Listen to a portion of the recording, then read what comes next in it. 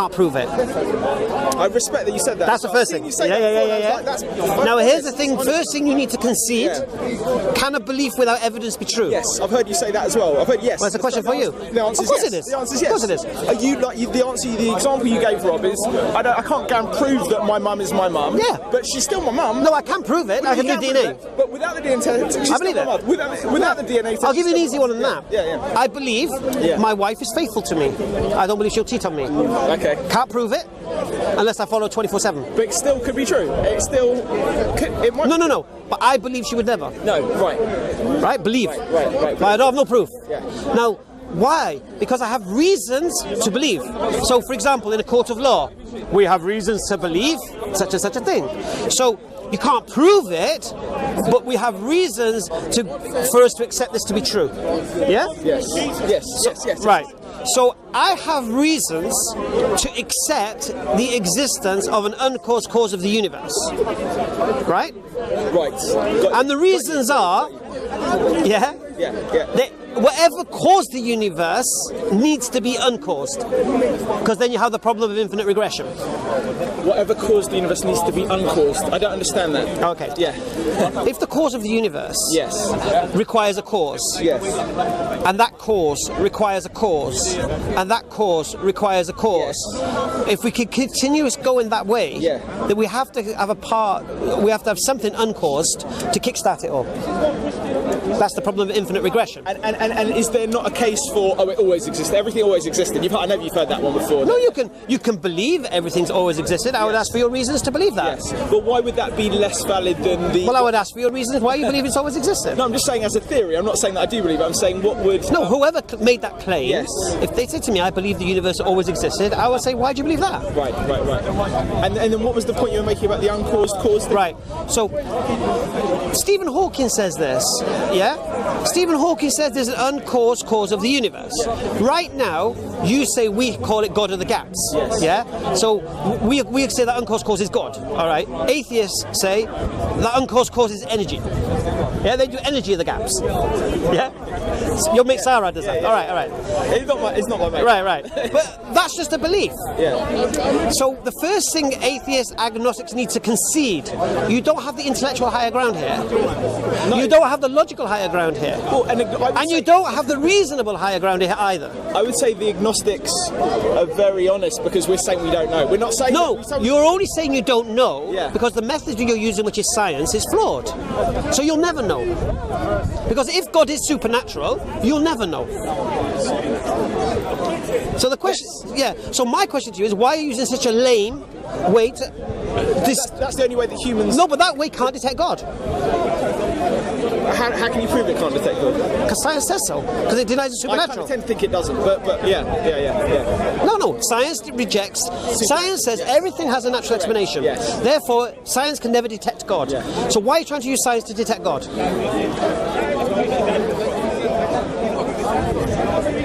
It's a good point. But so my thing would be like that when no one because basically humans can I could be wrong, but my assumption is that humans our only way of detecting whether something is truthful or not. I'm going to be careful with how I say this, but I think this is true. Is using science. So we can't prove or disprove supernatural. First thing, science. And here's the other thing about science as well that gets away with a lot, and we'll end that today. Yeah. A fact in science is not a fact as we understand it. You know that, don't you? Yeah, it's got the most proof behind it, but we don't know. No, it's not no proof behind it. It's just the best explanation. It's the best. That's what I mean. And that can change. It's got the best evidence. Right. What does fact mean in our lay terms?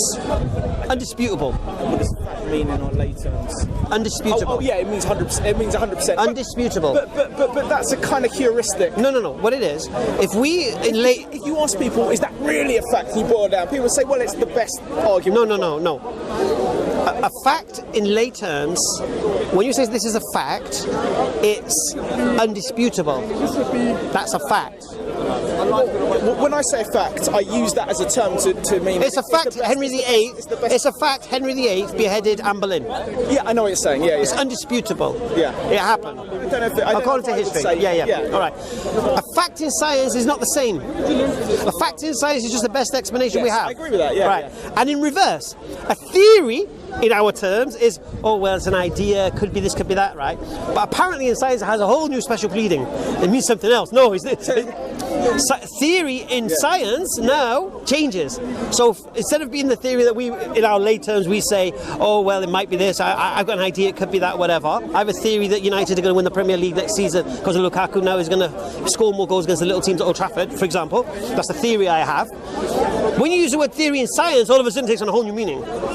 Yeah, for me that's the logical follow special pleading, man. You change the term. I agree with that. Yeah. Now the really, really sneaky thing is, when someone says evolution is a fact, yeah, you imply using our term undisputable. Yeah. When it doesn't mean that. I know. Right, that's the problem. Right. I watched Sabor talk about it and I was like, Sabor. Okay. Sabor. I don't know shit. I don't know what I'm talking about. He kind of made me think. He reduced Rob to read a few books. He was very good. I mean, I like Rob, but he really... No, I thought Rob was well read. Yeah. And he reduced him. He's read a couple of books we haven't quite finished yet. He was very, very good. He was very good. And I like Rob. You know, my thing is though, this is what... Let's go back to standpoint though. Okay, right. Okay. So what I'm saying is, you're an agnostic. You say that's honest. I don't think it is, unless you can explain why you use a scientific method to detect God, which cannot be used. So it's like me. Here's a tape measure. Yeah.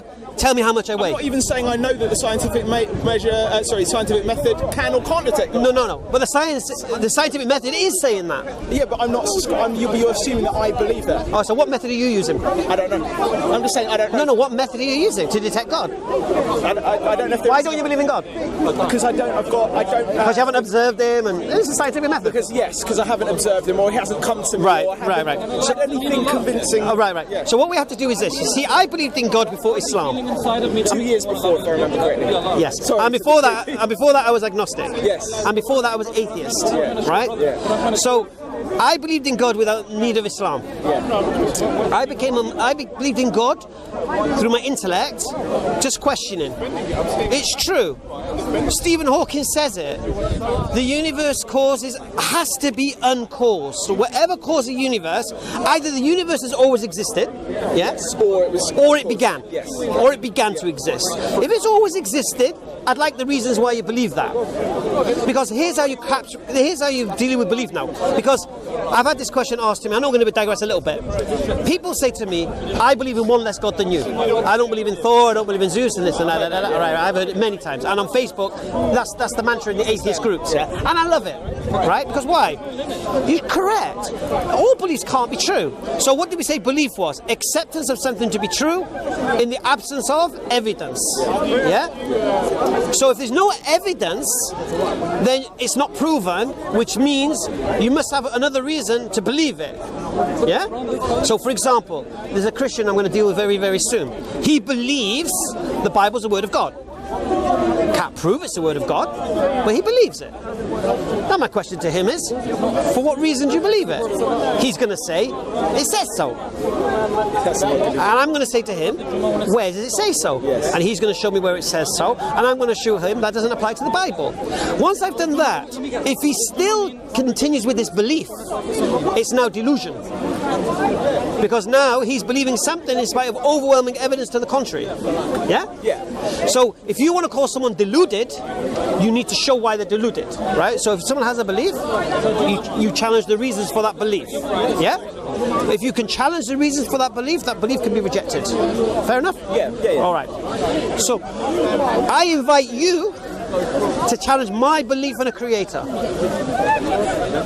So you have to now challenge the reasons why I believe in a creator. And I'll tell you my reasons why. Yeah. And you challenge them. Okay.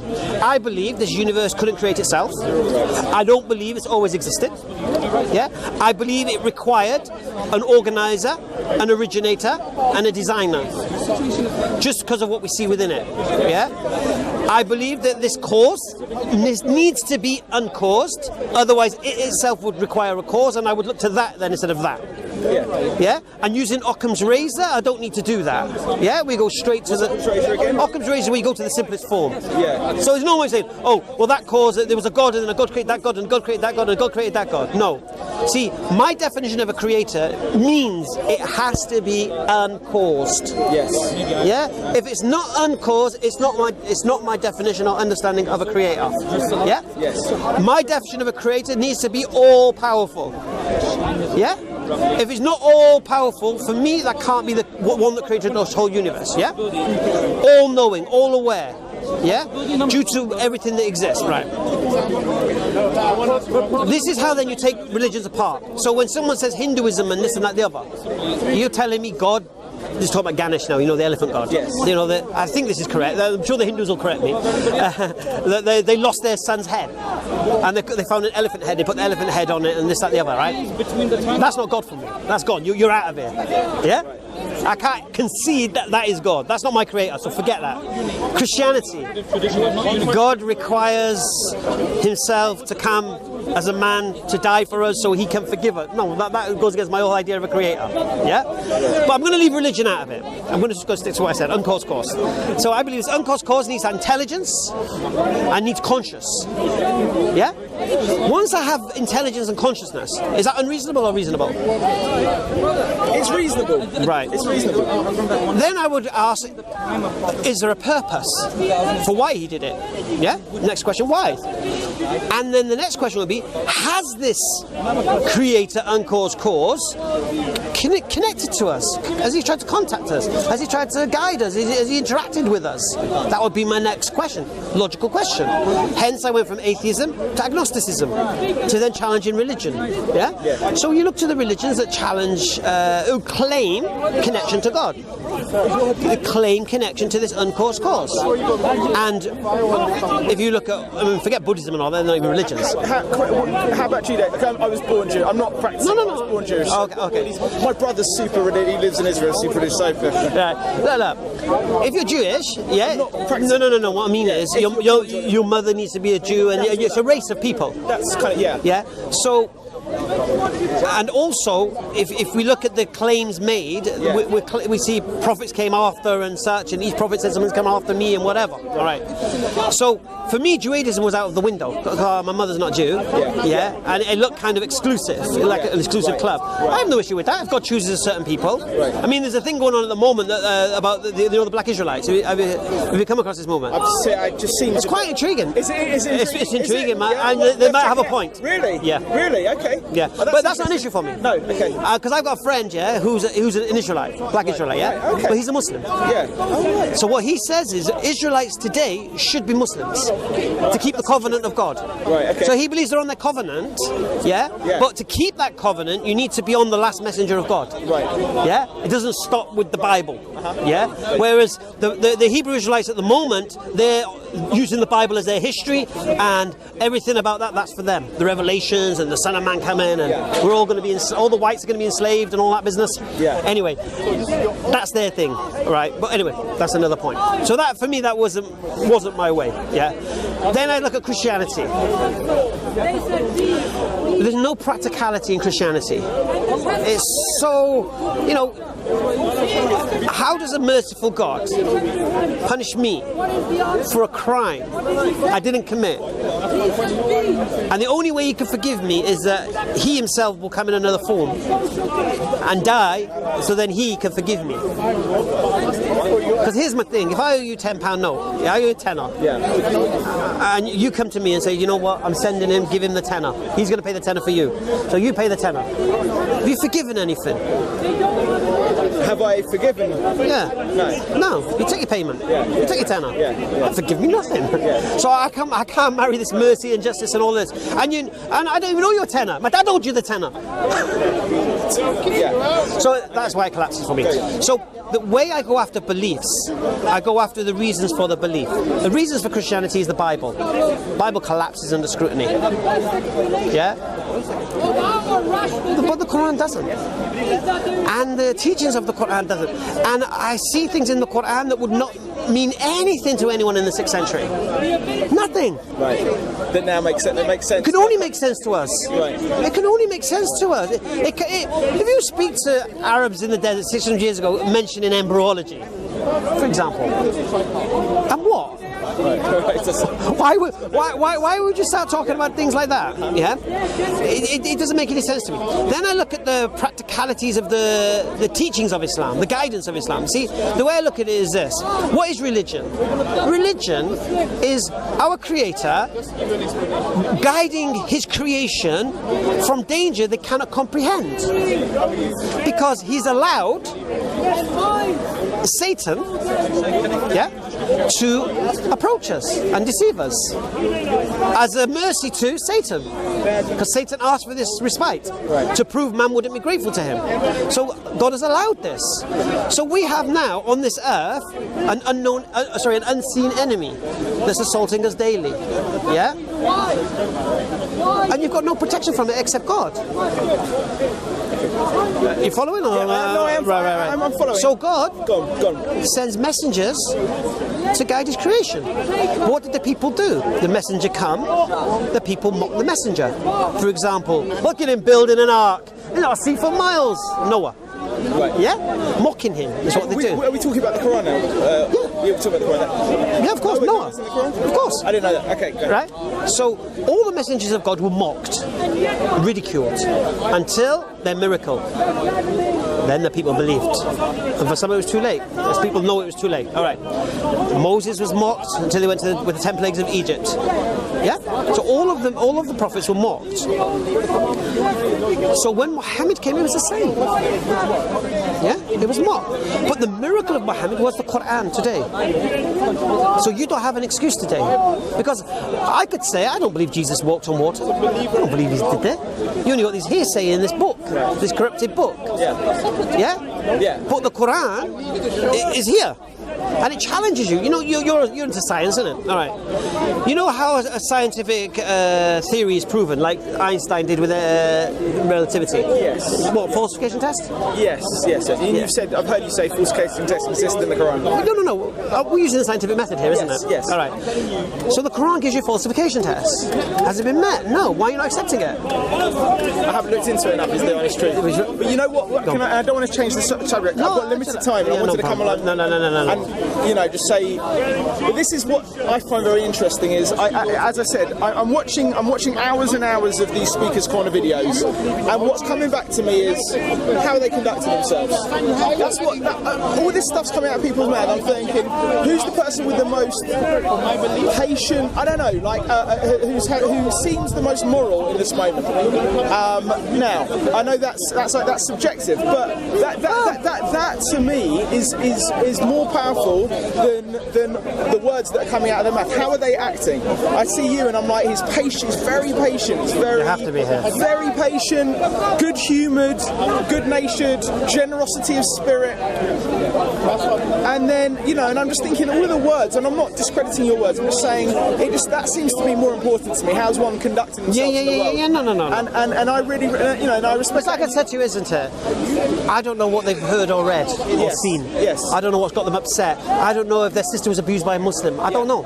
So then my thing is how you conduct yourself dependent on your intellectual understanding of religion? Because I don't think, it doesn't appear to me that that's the case. Like, can I be racist? You can. It's an English thing, I think. Right.